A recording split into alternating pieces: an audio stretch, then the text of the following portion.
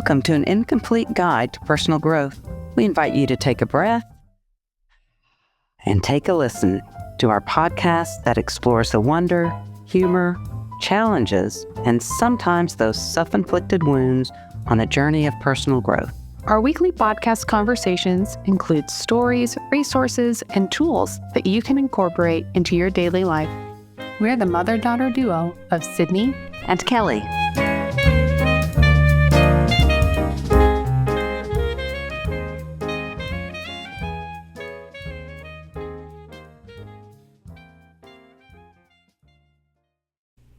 Hi, Mom. Hey, Sydney. How are you? You know, congested. Congested, yeah. Congested, just like our internet service. I know. Must be heavy congestion. There's a lot of... I know, so many issues. We've gotten so spoiled because it had been going so well for so long, and now we're going to have to switch. Yeah. Because and it's just awful. I know. Yeah. And what? It's like, it can never be fast enough. No, I know. I'm hoping because we used to not be able to get fiber out here, and we're really up in our game. We get fiber. Luckily, I'm like We're out in the country. not quite young enough, or old enough rather. Yeah. I'm not quite old enough to like have ever really experienced dial-up. Like I know about it, but I never really had to use it. No. Like by the time I was using technology, like we had just like regular internet. And we just didn't. There wasn't stuff to use on it. It wasn't so fast. You know, now there's all the streaming. You watch your TV on it. You watch all your stream stuff on it, and it's just crazy.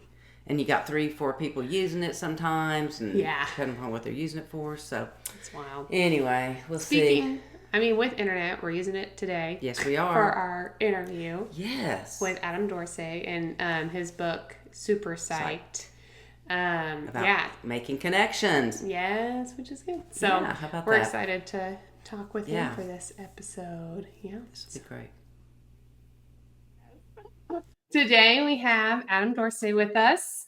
He is the author of Super Psyched. And we are so excited to talk about this book, some of the stuff that's in it, get to know Adam more, all this stuff. So if you wouldn't mind first, Adam, introducing yourself and your background a little bit. So happy to. And Sydney, Kelly, great to meet you both. I've enjoyed our green room conversation quite a lot. The two of you really have range, and I can only imagine that the two of you have very, very lively conversations that are deeply fulfilling. In any case, I'm a psychologist in private practice here in Silicon Valley. I joined the field later in life. I spent nearly 2 decades in corporate America and corporate Japan.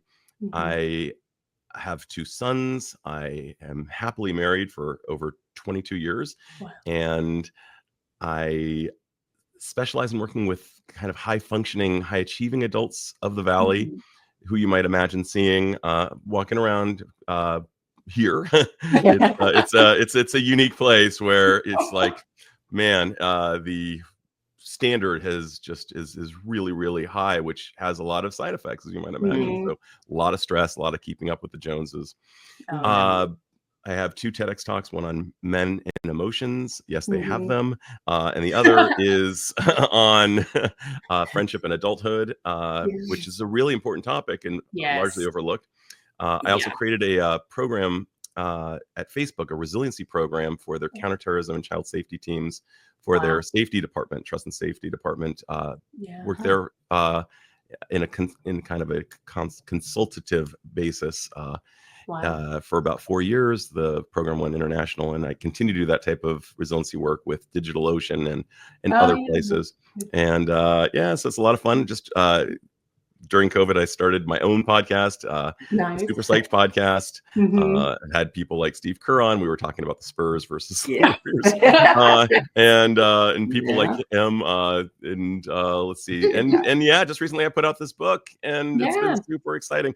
And lastly, I do lots of keynotes, and if anybody wants a keynote, it'll be a live one, and people the feedback I get is overwhelmingly positive. So. Oh, that's cool. Yeah. That is great. Well, you got a lot of diversity going on. That's great. Yeah, we'll be linking all of his. Yeah, we'll link your thank you. website. We'll get that all on. Right on. Yeah. So tell me what the title of the book, Super Psyched. Where did that come from? Yeah, Kelly, great question. My nickname in high school was Enthusiasm. And oftentimes I am rather on the enthusiastic side of life. And yet, so the term super psyched is a term I use a lot. I'm super psyched to do this, I'm super psyched to do that. And yet it has a double meaning. It doesn't mean happy all the time. It means being super connected to our psyches. Psyches is kind of a term that we use in my field to describe our thoughts, feelings, and behaviors. The whatever that kind of, whether it's a brain or a heart, the things that inform our thoughts, feelings, and behaviors are our psyches. So if we're mourning the loss of a dog and somebody said, come on, turn that frown upside down, you'd want to strangle the person. And rightfully so. And I'm not suggesting violence. I'm just saying that the impulse might be there. And we all know that person who aims to keep us, just can't tolerate sadness. Super psych means really being connected to our grief as well, or all of life's experiences, because life is meant to be felt and experienced. Have you ever seen somebody eating a delicious meal on their cell phone? And it's just like, wow, that is like a really beautiful meal that was carefully prepared, and here you are distracted from it. My super psyched means being alive while we are living. Oh, I love that. I love that. Yeah.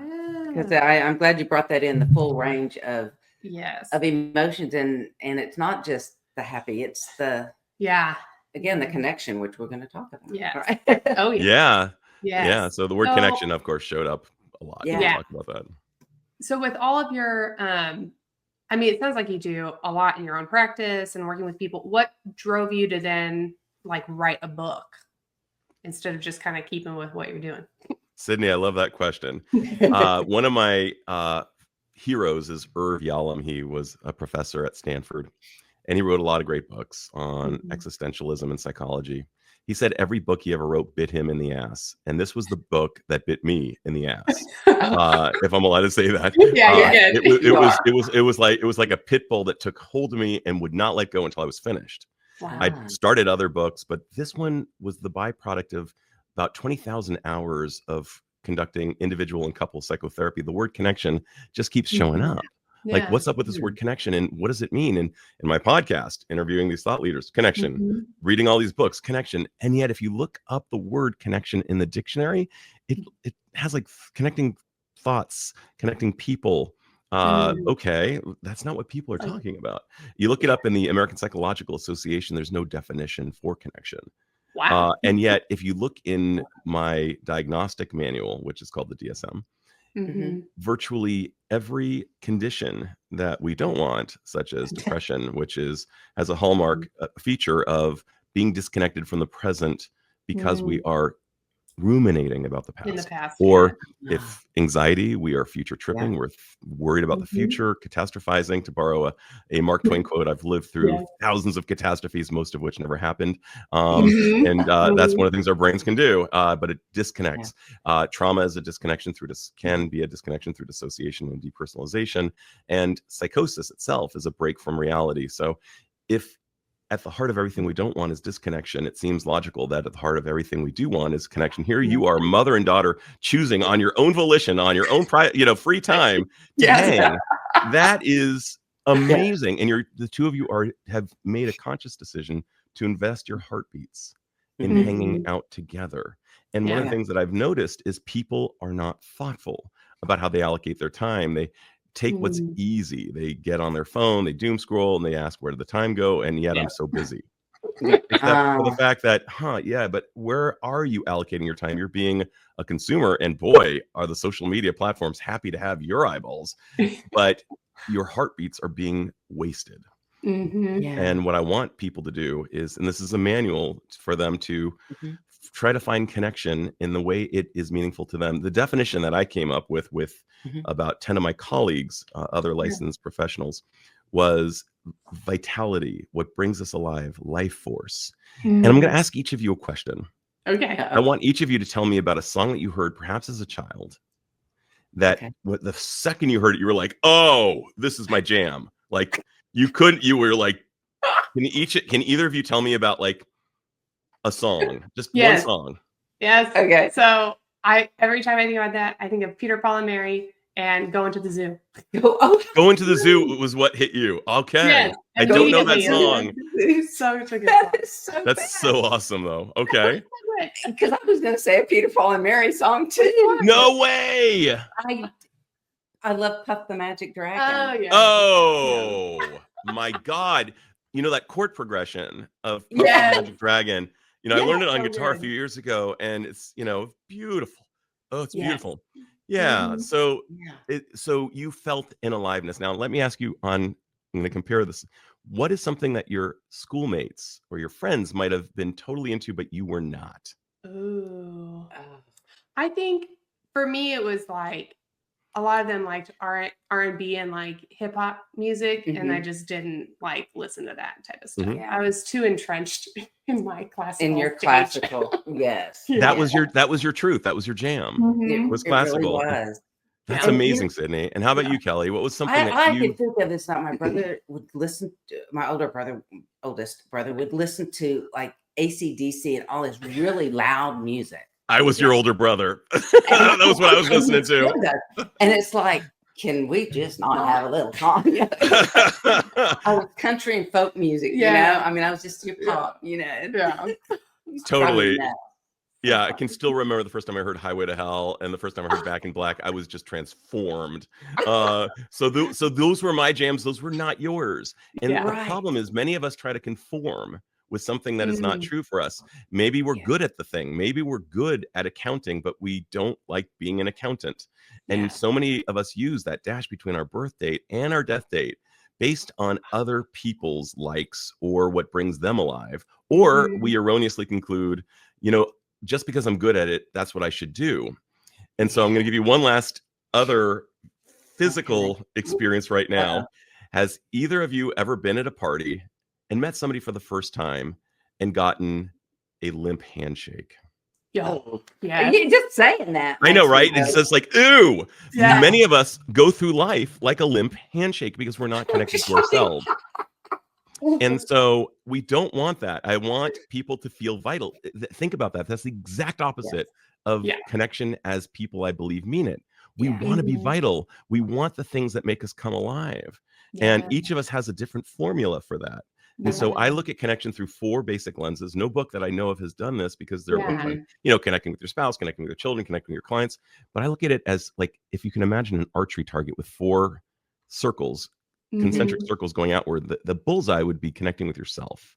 Mhm. And let's imagine that the song in your head, Kelly, was AC/DC all day because you had a cognitive, like, yeah, you would be, so you're not connecting with yourself. And if I was to say, hey, great to see you, Kelly, how you doing? You'd be like, I can't get this damn AC/DC out of my head.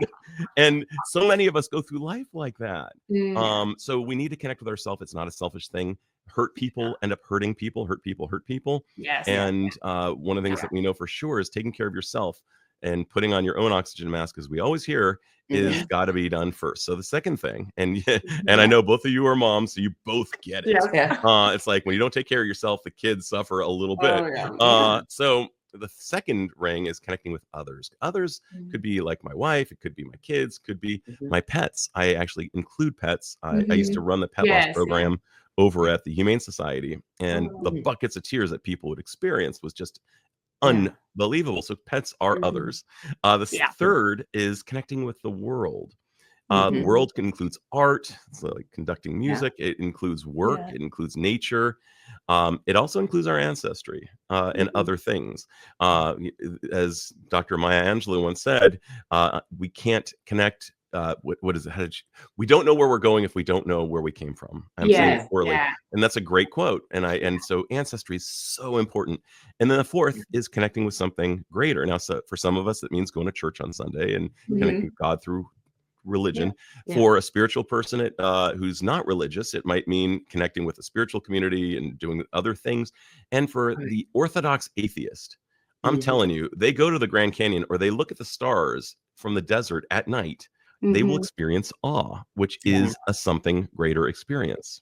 And I would even go so far as saying that even though you're all far away from me right now, you're about halfway across the country, we are having what Martin Buber would describe as an I and thou experience. We're not treating each other like I and it. There is something greater going on just by the fact that the three of us are having a more than the sum of our parts interaction. Yeah. Mhm.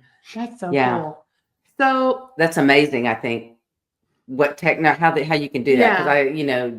I have been variety of Zoom meetings. I can do a spirituality thing on Zoom, and that connection is there. So Yeah, you Yeah, can the do that. connection is there, and like, what is that? How does that work? It's there, but it's Right. there. Yeah. And the Yeah. second I got on with you, the two of you, I was just like, hey, what's going Yeah, on? right. There they are.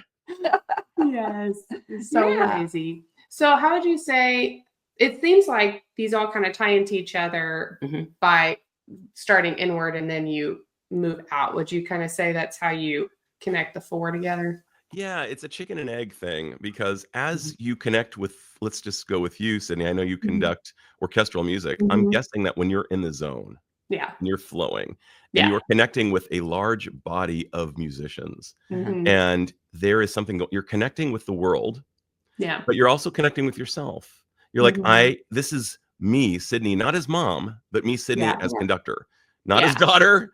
Once know. again, I'm doing my thing. Yeah. And you're connecting with yourself.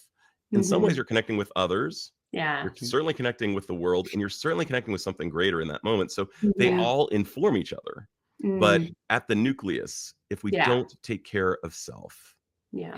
and sometimes, and Kelly, I'm sure you know this because I know you worked with the unhoused for a long period of time, and you've got a real spiritual background. One of the things that we know about getting out of depression is serving others. That's one of the quickest routes out. So sometimes, before we connect with ourselves, maybe sometimes we actually say, you know what, the way I'm not yet connected with myself, but once I start serving others, there will be this chicken and egg symbiotic experience of, That's true too. yeah, this is, Yeah. I am of use. Arnold Schwarzenegger's title of his book is Be Useful, and we want to be useful. Yeah. One of the things that the elderly actually complain about oftentimes is they're being taken care of, but they have no one to take care of for themselves. They don't feel useful. And one of the things that the elderly people need so badly is to feel like I'm serving a function, I'm doing something. And so anyway, I'm kind of going off a little bit, No, but but you get the idea. really, that's so true. My dad Yeah. is in assisted living now, and he was independent for a while, but A long time. but his eyesight started going, and so he needed. And the one thing he said is the hardest part is that I'm not getting out, and I can't volunteer anymore Yeah, that was his as I big used thing. to, because he was really involved. And so Yeah. that pulling out is, and now his connection is he texts me every morning Yeah. to tell me what he's doing, and then to tell him he's praying for us and thinking about, and he'll text his grandkids, and that's important. So that's so now he is doing something again. He is needed again. Yeah. This is what I'm talking about. So he has that sense of purpose that we all need, even if it's changed over the years. Yeah. Right. And Definitely. yeah. So that Crazy. Do you want to take your next question? yeah. So how do we deal? Because I love the books, and but I'm human, and I'm trying to connect with other humans, and so it doesn't go as I planned. Because probably them, not me. Of course, it's always them. It's never us. Oh, I know. No, but so Keeping it healthy. to try to keep it healthy and keep going. Well, no, this isn't the connection you need, or this is. Does that make sense? Totally. So one of the things that I found useful is certain skills that I got from improv. The yes and. Yeah, no, I do. You know about the yes and? It's so much fun, right? The most fun. Yeah. My teacher told me it's the most fun you'll ever have with your clothes on. And I thought that was like really funny. But here I was. I did it for about 2 years, and the notion of yes and rather than no but. We do a lot of no butting in our vernacular, and we judge, and we can't help it. That's just who we are. Yeah. But it doesn't mean that we have to be limited by that. We can judge, and then we can kind of do what Mel Robbins has been talking about. I'm sure you've heard about the let them theory, and just okay, you know what? I'm going to let them. And one of the things that you can do is try another thing. If you're not connecting on this, like the two of you might not have gone for the idea if I came in hot saying, oh my God, AC/DC is the greatest band of all time, both of you would be like, okay, let's try something else. Oh, wait, there's common ground here. Or we can explore the other person's reality and say, hey, that's really interesting. I noticed that you said this and I wasn't expecting that answer. What does that mean to you? Tell me about your world and get curious. So you can yes and rather than no but it. You can let them, you can ask them what it means and get really curious, not furious, as my friend AJ Jacob says. I love that idea of get curious, not furious, because it hits a different part of the brain neurophysiologically. It takes us out of the limbic system, more specifically the amygdala, which handles anger and fear and other things. And it brings us to the higher cortex and causes us to say, huh. Yeah. I feel like my dad is very into crucial conversations, and it kind of always takes that approach of like asking questions, trying to figure out their story, and then see how it matches with yours and that sort of thing. Yeah. What a cool dude. Yeah. That's awesome. Please tell him I said hello. Okay. So I guess kind of expanding on that a little bit, I feel like it's all about definitely making connections in this book. How would you say is like a healthy way where if you're just not feeling that connection with someone, or it's just not good for like your first, kind of circle of connection with yourself, how would be unhealthy connections? Right? Yeah. And unhealthy, what would be maybe, is it right at that point, start setting some boundaries, maybe limiting time? Like how are like good ways to go about that?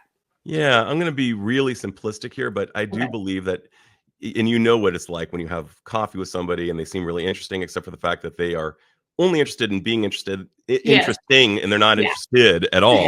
So, they're telling, hey, enough about me. What do you think about me? And that kind of thing. So it's like, it's my contention, and I talk about it on my Friendship and Adulthood TEDx talk about, people can feed you or bleed you.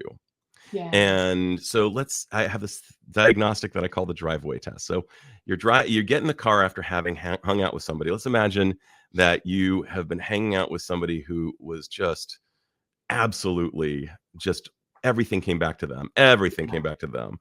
Or they clowned on your dreams and said, yeah, you want to do that? That's dumb. And they were trying to diminish you, or they didn't champion you to like go out and chase it. I'm not saying champion somebody to be reckless, but I'm talking about, ordinary championing. Yes. I often think of the Matt Damon, Ben Affleck in Good Will Hunting, where the Ben Affleck character says, I want you out of Southie. I love you enough to have you go across country. Go away. I love that scene. That's true friendship. But it was heartbreaking at the same time. But when you're in the car after such an experience versus being with somebody who fills you up, it's like, oh, that was amazing. There was a good upload and download. There was a back and forth. We really had a nice reciprocity going on. In one case, you'll feel deflated in the non-reciprocal one. And in the reciprocal one, you'll feel taller as you're driving away. Notice how you feel. It doesn't have to be in a car, by the way. Sometimes just hanging up the phone. It's just, what is the felt experience as I leave this interaction? And it will help inform you about where you want to invest your heartbeats. There may be certain people you can't help but have to talk to.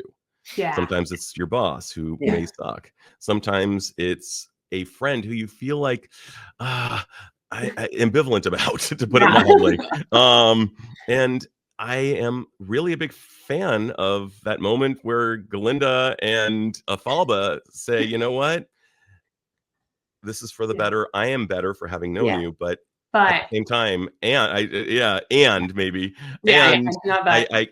think that the relationship has run its course. You can say that internally or externally, but be really conscientious about where you invest your heartbeats. We only our time is a very limited resource. It's later than we think. We got to get living or we're getting dying, as they said in Shawshank, and one of the best movies of all time.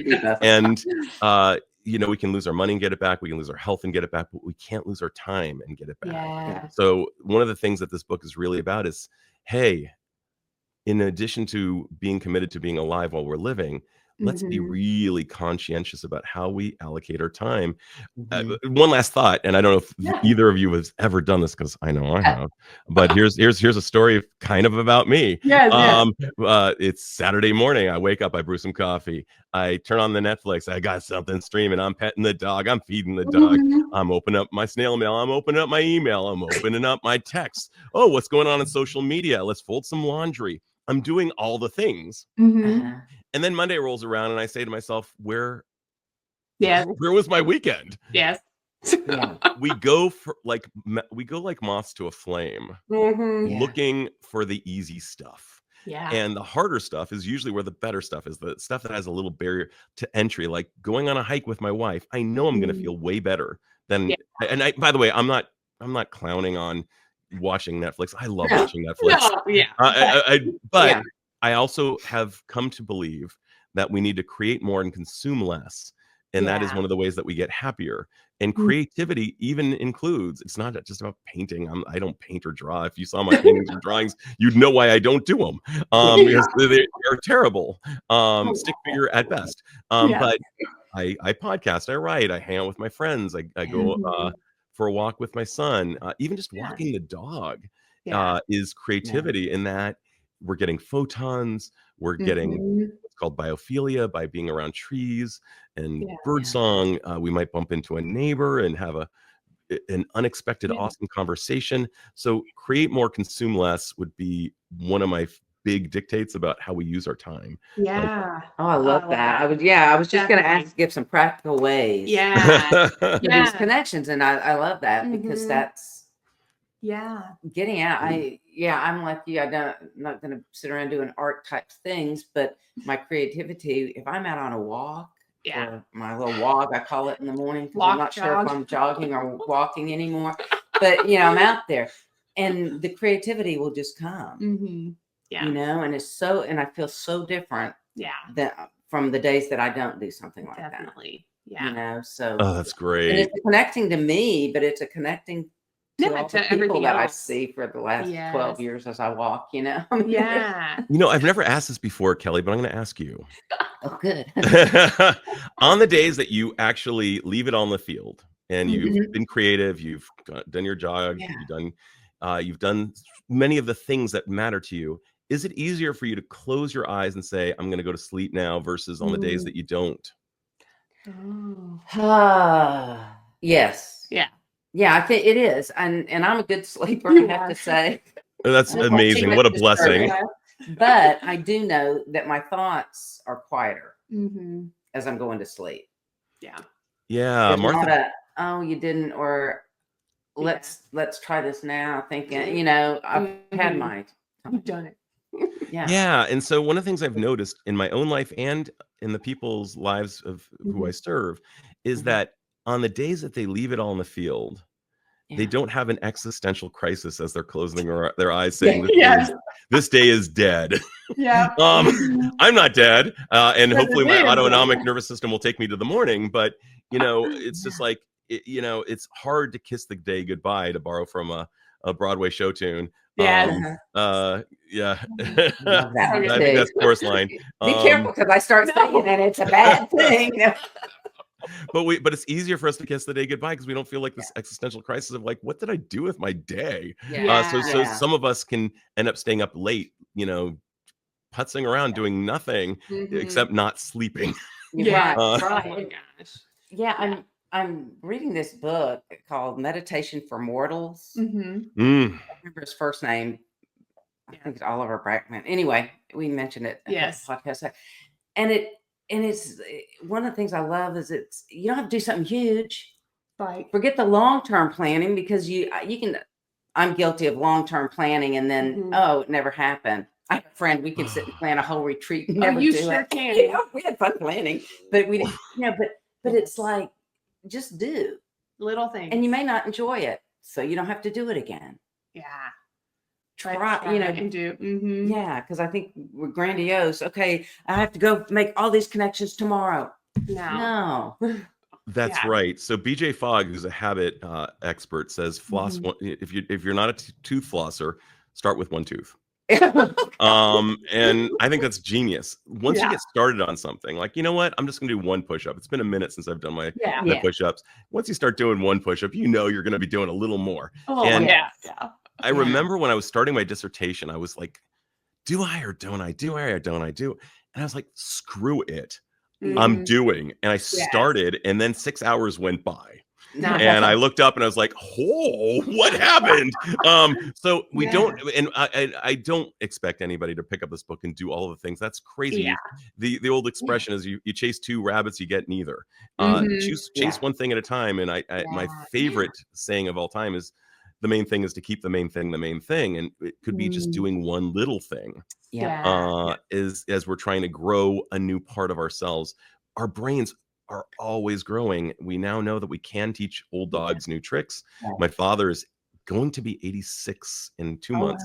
And he is hitting it hard every week, learning things that matter to him. And each year when I write him a birthday card, I always have to say, man, you are different this year than you were last year. And in a cool way. Yeah. Oh, I love that. I love Yes. that. Yeah. Yeah. And I just think, and that's our whole thing of our podcast is this personal growth. It's just, How do you get it's constant. you Never thank goodness. I am so glad I'm not who I was. Well, 16 for sure, but even beyond, I'm so glad I'm different every year. What a great role model your dad is for that. 100%. And I'm not bringing politics in, but I love Michelle Obama's title of her book, Becoming. We are all just becoming. And just, we're moving the ball if we're moving the ball in the right direction. Sometimes we're going to get sacked and we'll lose a few yards, but as long as we keep trudging forward in the path of our truth, boy, is that the hero's journey right there. Definitely. It is. And you do, like in the book, you definitely have a lot of good, just like practical ways to start, how to form connections, how to, and we like to give those types of things on our podcast. Could you maybe, let's just pick one. Let's say connection to yourself. Do you have a favorite exercise or, thing that you like to do to start forming that connection? 1,000,000%. Something we can give our listeners to try out. In fact, the two of you are going to be subjects of this. So, so Kelly, I'm going to ask you first. I don't know. Go with Mom. What is an activity you used to love doing, but you kind of let it fall away? Something that you knew gave you energy in life. It sounds so silly. What? I love to just go outside and shoot the basketball. That is awesome. I could have guessed that. Really? Truly could have guessed that. Yeah. So what I ask people to do is reinvigorate an old love like shooting the basketball. Okay. So over the next week, just do it once and just note how you feel. Okay. Before, during, and after. And now I'm going to ask you, Sydney, who is a friend, if you're comfortable answering this, who you lost touch with? Perhaps you dropped the ball. Perhaps they dropped the ball. I don't know. But who is somebody who you lost touch with? And it might be a little awkward to try to reinitiate, but there was something there. There was a good friendship. I think Christian Braden, do you remember? Oh, yes. I love she was one of my friends in middle school. And I just saw her at a wedding a year and a half ago. Because it was one of my other middle school friends and she invited us all. And I was talking this oh my gosh, this was always so easy. And then it's been a year and a half. Yeah. Oh, I think she can be open to it. She's so nice. Yeah. So it would be re-energizing old loves, whether it's basketball or a friendship. Those are the low-hanging fruit. Those are things that we know we've loved. Now, my mom, when I was growing up, always would say, try it, you might like it. I don't know if you heard that. Oh, yeah. And that was a really important thing as well. There are things that we're meant to try. Now, a lot of us are afraid to try something new because it's new and it's unknown. We also might look stupid when we're trying to do that new thing. And I have so first of all, try new things. And second of all, realize that failure, according to the thought leaders I've interviewed, Dory Clark says it's just data. Matt Abrahams calls it mistakes, missed takes. You as a conductor would appreciate that, Yes. I'm sure. It was just a missed take. Yeah. My friend and colleague Bonnie Burnell says that failure is just tuition. Sean Hayes out of Will and Grace and Love him. Smartless says that, you know, our failures become the best stories. Yeah. So like be willing to fail. And there are 4 basic stages of learning, you know, and where we have trouble is when we are just like in that mode of like, I'm trying real hard, I'm sucking at this. And the question is, what are you willing to suck at?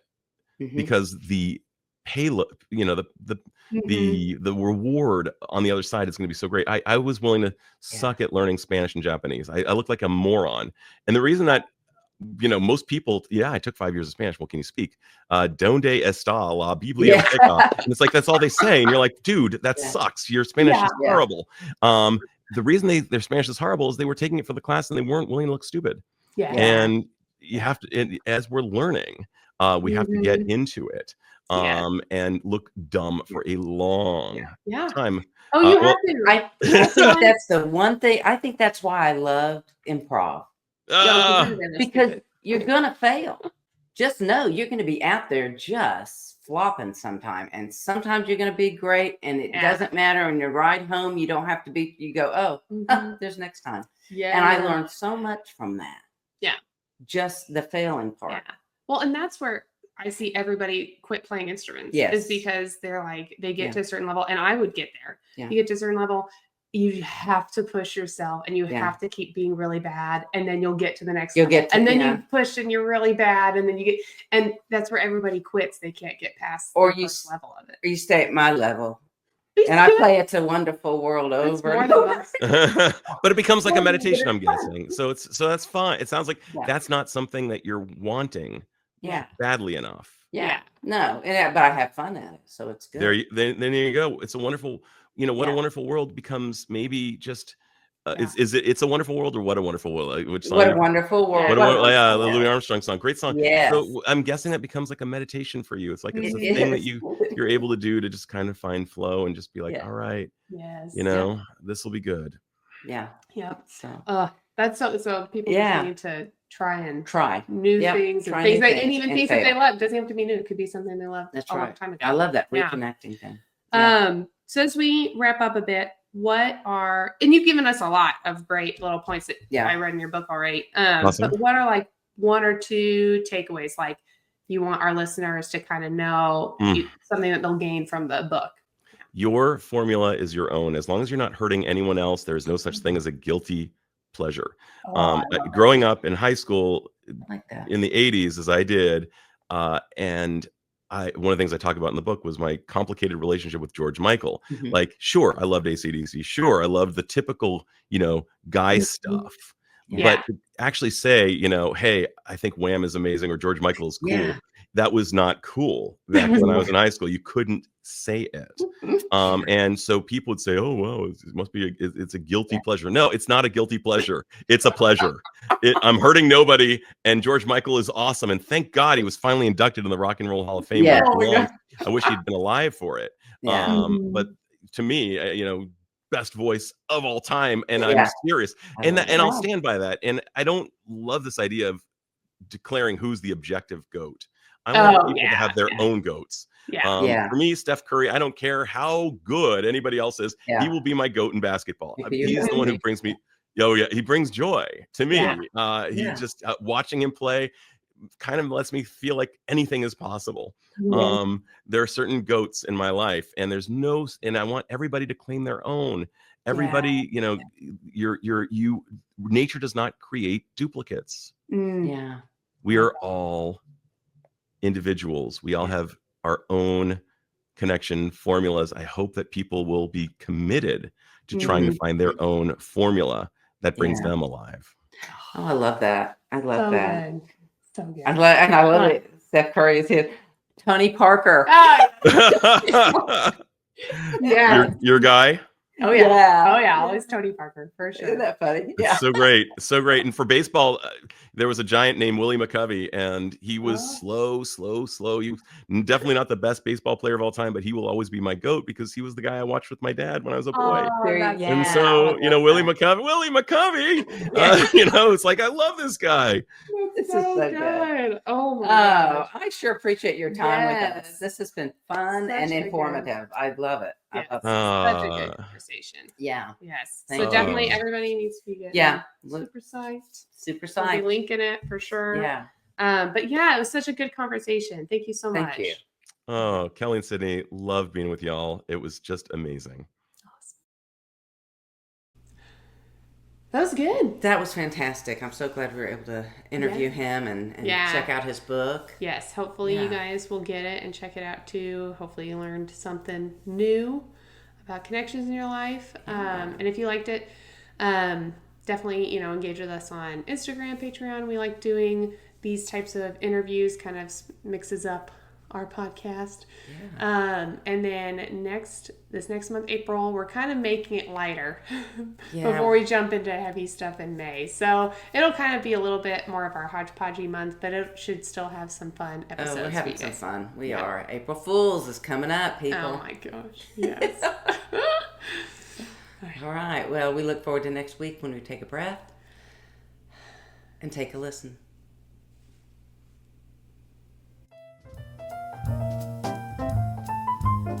Thank you for listening to this week's episode of An Incomplete Guide to Personal Growth.